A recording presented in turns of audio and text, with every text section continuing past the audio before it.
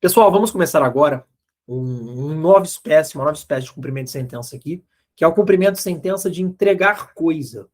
Vimos que as obrigações podem ser de fazer, não fazer, entrega de coisa ou pagar quantia.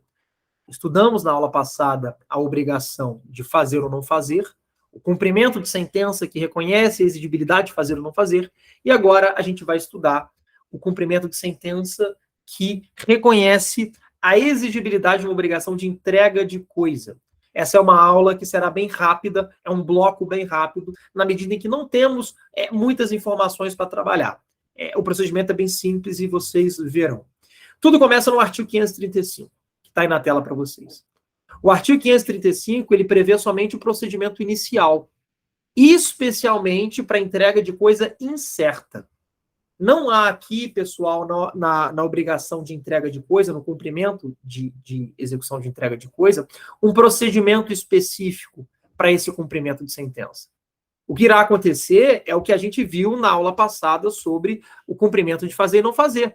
Também aqui o juiz vai adotar, a cada caso concreto, o procedimento que ele entender mais adequado. Olha o que diz o artigo 538, está aí na tela para vocês. Não cumprida a obrigação de entregar coisa no prazo estabelecido na sentença, será expedido mandado de busca e apreensão ou de emissão na posse em favor do credor, conforme se tratar de coisa móvel e imóvel. Como assim? Se for coisa móvel para ser entregue, o juiz vai expedir um mandado de busca e apreensão. Agora, se for um mandado para coisas imóveis, aí é um mandado de emissão na posse.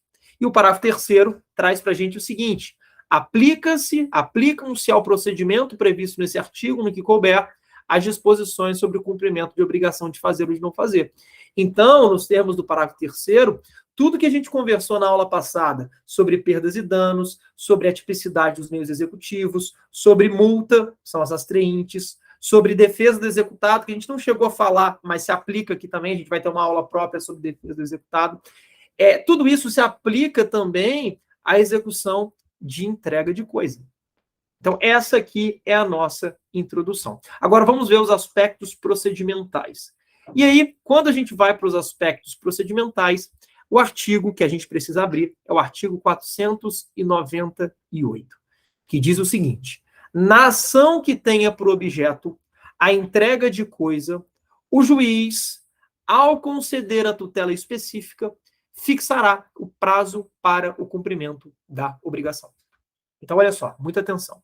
Nos termos do artigo 948, quando você tem uma obrigação de entregar coisa, o juiz, na sentença, vai condenar o réu a entregar essa coisa e vai fixar um prazo para que o réu entregue. A doutrina vai entender que a omissão em relação a esse prazo não gera uma anulação da decisão. Às vezes o juiz ele não dá um prazo.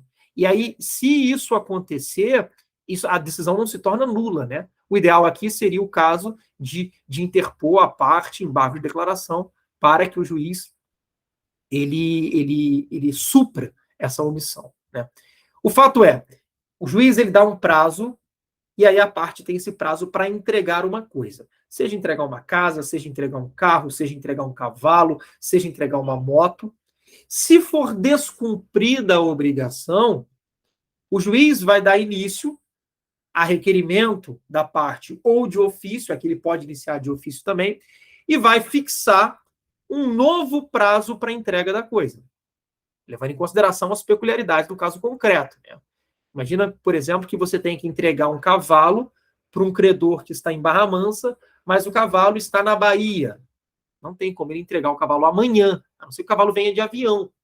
E mesmo assim, talvez amanhã não chegue, a depender de burocracias necessárias. Então, o juiz, ele levando em consideração o caso concreto, ele vai determinar, em cumprimento de sentença, um prazo para o devedor entregar aquela coisa. Se a coisa for incerta, o que é uma coisa incerta? É aquela coisa que é determinada pelo gênero e pela quantidade. Eu vou te entregar 5 cavalos. Agora, quais são esses 5 cavalos? Isso é uma coisa incerta, né? Se a coisa for incerta, o autor vai individualizar na petição inicial quais são essas coisas que ele quer. Isso se lhe couber a escolha. Se não lhe couber a escolha, o devedor vai entregar a coisa no prazo fixado, ali na sentença pelo juiz. E se o devedor apenas identifica a coisa incerta, sem entregar essa coisa incerta? E aí? Essa simples individualização, sem a entrega, faz com que a escolha passe a ser do credor ou não? E sim, isso acontece. Olha só, então vamos repetir. Se a coisa for incerta, que é uma coisa determinada pelo gênero e pela quantidade somente, o autor, se a escolha competir a ele, da individualização, e isso é definido pelo direito civil, ele já na petição inicial vai dizer, eu quero ali aquele cavalo, ou aqueles cavalos específicos. Ele vai individualizar na petição inicial. Agora, se a escolha não couber a ele, o devedor ele tem que entregar a coisa escolhida pelo devedor no prazo fixado pelo juiz. Se o devedor ele só identifica a coisa incerta, sem entregar essa coisa, essa conduta dele faz com que a escolha passe a ser do credor. Isso que está no parágrafo único, olha só. Tratando-se de entrega de coisa determinada pelo gênero e pela quantidade, ou seja, né, coisa incerta, vamos acrescentar aqui, ó, coisa incerta, o autor individualizá-la na petição inicial, se lhe couber a escolha, ou se a escolha couber ao réu, este a entregará individualizada no prazo fixado pelo juiz. E muita atenção, o termo aqui, petição inicial, galera, ele não deve ser interpretado literalmente, tá? Porque praticamente toda a doutrina entende que não se exige que o credor identifique, individualize o bem na petição inicial lá da fase de conhecimento. Não. Essa individualização do bem, ela vai constar do requerimento inicial do cumprimento de sentença. Então, essa petição inicial aqui não é a petição inicial do processo de conhecimento. É o requerimento inicial do cumprimento de sentença. Isso é tão importante que eu vou colocar uma OBS aqui para vocês. Olha só. Atenção. O termo petição inicial não deve ser interpretado literalmente, pois não se exige que na petição inicial, no processo de conhecimento, o autor individualize a coisa. E sim, o que se exige é que o faça no requerimento inicial de cumprimento de sentença. Claro, desde que a escolha lhe caiba. E, pessoal, em relação à escolha, isso fica definido pelas partes, tá? Vai depender do que está no contrato. Se quem escolhe é a parte devedora ou a parte credora aqui, tá bom? Bom, uma vez não cumprida a obrigação no prazo estabelecido, o artigo, a gente leu 538,